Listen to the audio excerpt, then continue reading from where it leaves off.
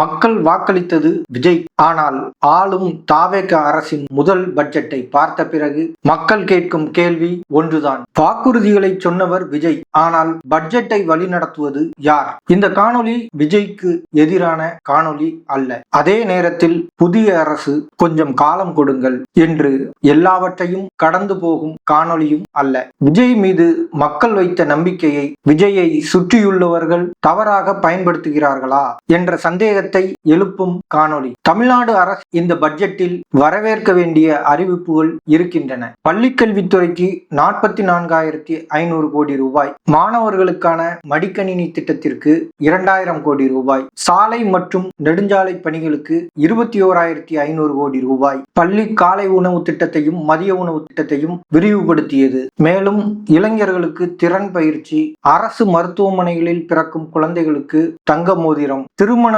உதவியில் 8 gram தங்கம் மற்றும் பட்டுப்புடவை போன்ற நல்ல அறிவிப்புகளும் இந்த பட்ஜெட்டில் இடம்பெற்றுள்ளன.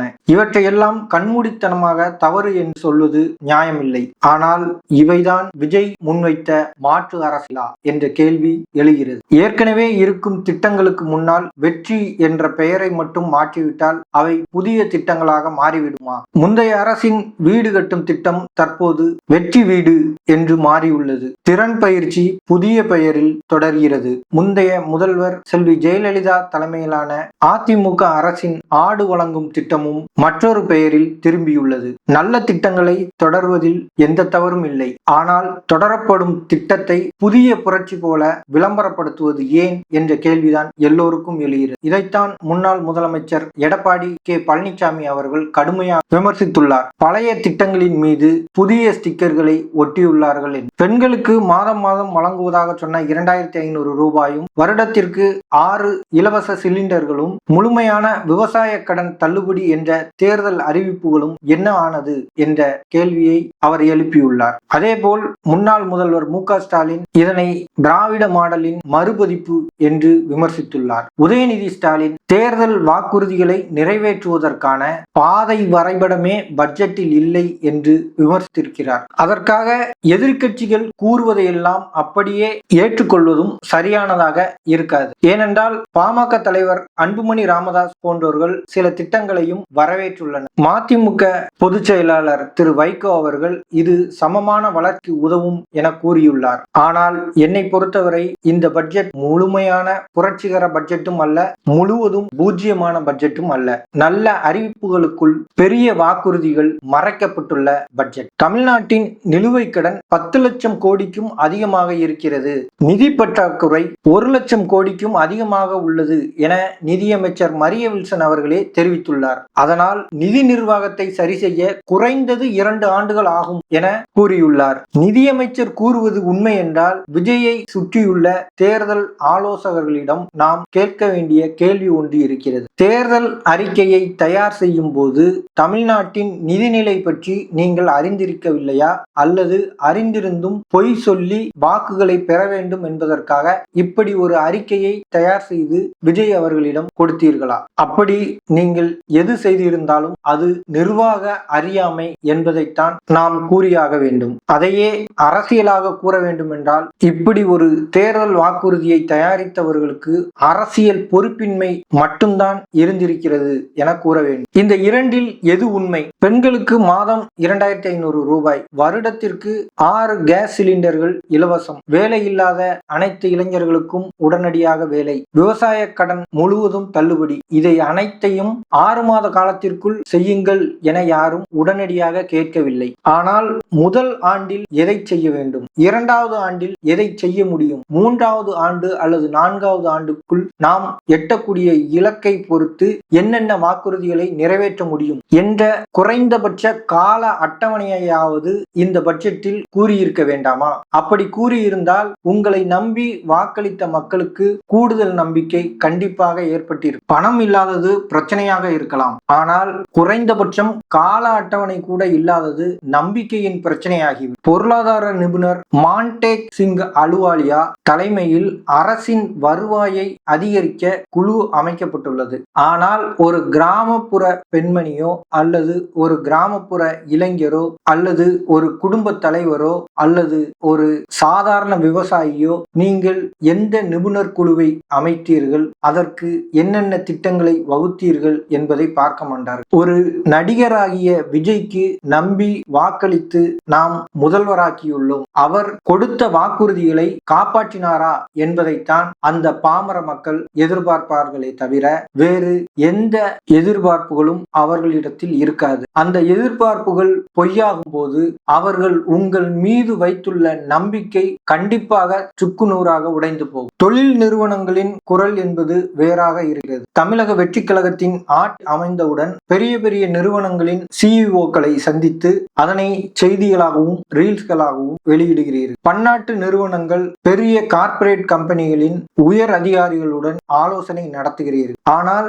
சிறு குறு தொழில் முனைவோர்கள் எதிர்பார்ப்பது எல்லாம் இந்த திருத்தப்பட்ட பட்ஜெட்டை தான். இந்த பட்ஜெட் மூலம் நமக்கு என்ன லாபம் கிடைத்திருக்கிறது, நம்முடைய தொழிலை அடுத்த கட்டத்திற்கு கொண்டு செல்ல இந்த அரசு நமக்கு என்ன செய்திருக்கிறது, எதிர்காலத்தில் தங்கு தடை இல்லாத மின்சாரம், தட்டுப்பாடு இல்லாத ஊழியர்கள், ஏற்றுமதி மற்றும் உள்நாட்டு விற்பனைக்கு தேவையான அம்சங்கள், தொழில் சலுகை, கடனுதவி, மின்கட்டண குறைப்பு போன்றவற்றில் என்னென்ன சலுகைகளை அவர்களுக்கு அளித்திருக்கிறீர்கள் என்பதைத்தான் உற்று நோக்குவார். ஆனால் அவர்களின் எதிர்பார்ப்புகள் பட்ஜெட்டில் பூர்த்தி அடையாத போது அவர்களின் மனநிலை எப்படி மாறும் என்பதை சிந்திக்கக்கூடிய ஆலோசகர்கள் உங்களிடம் இல்லை என்பதை நீங்கள் கண்டிப்பாக உணர்ந்தே ஆக வேண்டும். மின்கட்டண பட்டியலோடு போராடி கொண்டிருக்கும் தொழில் முனைவோரின் குரல் தமிழ்நாட்டை மிகப்பெரிய பொருளாதாரமாக மாற்றுவோம் என்று மேடையில் சொல்லும் முதலமைச்சரின் கருத்தையும் தொழில்துறை அமைச்சரின் கருத்தையும் ஏற்றுக்கொள்ளும்.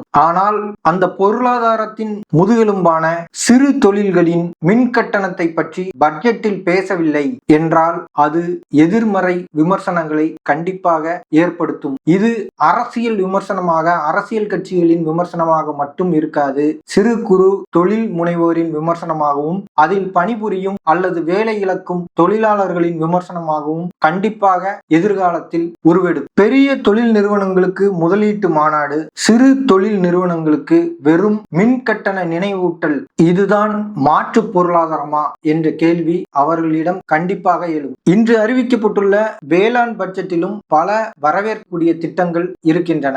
ஆனால் அவை போதுமானதாக இருக்கிறதா என்பதுதான் மிகப்பெரிய கேள்வி. 600 கோடி ரூபாயில் மண் பாதுகாப்பு இயக்கம், பயிர் காப்பீட்டிற்காக 640 கோடிக்கும் அதிகமான நிதி ஒதுக்கீடு, 36 லட்சம் ஏக்கருக்கு காப்பீடு போன்ற அறிவிப்புகள் வெளியாகியுள்ளன. வேளாண் துறை அமைச்சரோ சட்டசபையில் பட்ஜெட்டை வாசிக்கும் பொழுது விவசாயிகள் மற்றும் அனைத்து விவசாய அமைப்புகளின் ஆலோசனை பெற்ற பிறகே இந்த பட்ஜெட் தயாரிக்கப்பட்டுள்ளது என்று கூறுகிறார். ஆனால் அந்த ஆலோசனை நடத்தப்பட்டது மட்டும் சாதனை கிடையாது. விவசாயிகள் கூறிய அல்லது முன்வைத்த கோரிக்கைகள் எத்தனை நிறைவேற்றப்பட்டது என்பதுதான் அரசு சாதனை. குறுவை சாகுபடியில் பாதிக்கப்பட்ட விவசாயிகளுக்கு நிவாரணம் வழங்க வேண்டும் என்ற கோரிக்கை அனைத்து விவசாயிகளிடமும் இருந்தது. ஆனால் அது பற்றி பட்ஜெட்டில் எந்த அறிவிப்பும் இல்லை. முழுமையான விவசாய கடன் தள்ளுபடி செய்யப்பட வேண்டும் என்று அனைத்து விவசாயிகளிடமும் ஒரு மிகப்பெரிய கோரிக்கை இருந்தது. அதை பற்றியும் ஒரு தெளிவு இல்லை.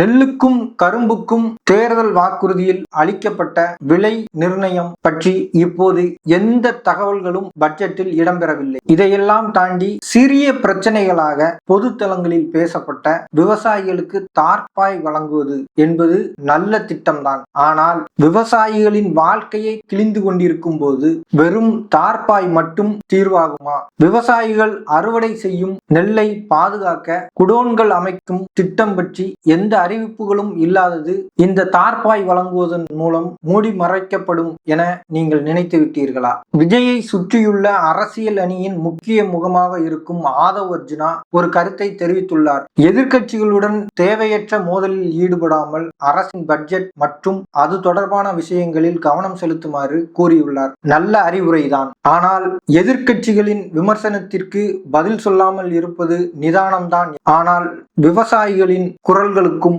அவர்களின் கண்ணீர் கேள்விகளுக்கும் பதில் கூறாமல் இருப்பது உங்களுக்கு வாக்களித்த விவசாயிகளுக்கு எந்த அளவுக்கு ஆதரவை தரும்? விமர்சனத்தை நிர்வகிக்க ஆலோசனை இருக்கிறது. வாக்குறுதிகளை நிறைவேற்ற கால அட்டவணை ஏன் இல்லை? இது நான் கேட்கும் கேள்வி அல்ல, விவசாயிகள் கேட்க போகும் கேள்வி. ஆமா, கடந்த ஆட்சியிலும் இதே போல்தானே நடந்தது.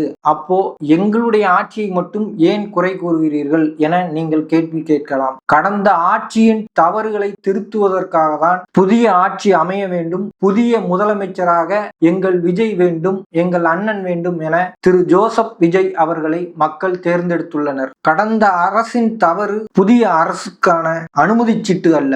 முந்தைய ஆட்சியை விமர்சித்த விஜய் இன்று அதே விளக்கத்தை தனக்காக பயன்படுத்தக்கூடாது. கஜானா காலியாக இருந்தது என்ற காரணத்தை கண்டிப்பாக ஏற்றுக்கொள்ள வேண்டும். ஆனால் கஜானா காலியாக இருப்பது தேர்தல் வாக்குறுதியின் போது தெரியவில்லையா என ஒவ்வொருவரும் கேட்கும் கேள்விகளை எப்படி எதிர்கொள்ளப் போகிறீர்கள்? இன்று விஜயின் மிகப்பெரிய எதிரிகள் ஸ்டாலினோ, உதயநிதி ஸ்டாலினோ அல்லது எடப்பாடி பழனிசாமியோ அல்ல. விஜயின் முன்னால் உண்மையான நிலையை சொல்லாமல் எல்லாம் வெற்றி என்று அறிக்கையை கொடுப்பவர்கள்தான். மக்கள் திட்டங்களுக்கு முன்னால் வெற்றி என்ற பெயரை மட்டும் பார்க்க விரும்பவில்லை, தங்களது வங்கி கணக்கில் வாக்குறுதிகளை நிறைவேற்றுவதை பார்க்க விரும்புகிறார்கள். மக்கள் விஜயை தேர்ந்தெடுத்தார்கள், அவரை சுற்றியுள்ள விளம்பர அணியை அல்ல. மக்கள் விஜயை நம்பினார். ஆலோசகர்களின் பவர் பாயிண்ட் விளக்க காட்சிகளை அவர்கள் விரும்பவில்லை. விஜய் இன்னும் தோல்வியடையவில்லை. இந்த அரசை மதிப்பிடுவதற்கான காலம் இன்னும் இருக்கிறது. ஆனால் இந்த பட்ஜெட் ஒரு எச்சரிக்கை மணியை அடித்திருக்கிறது.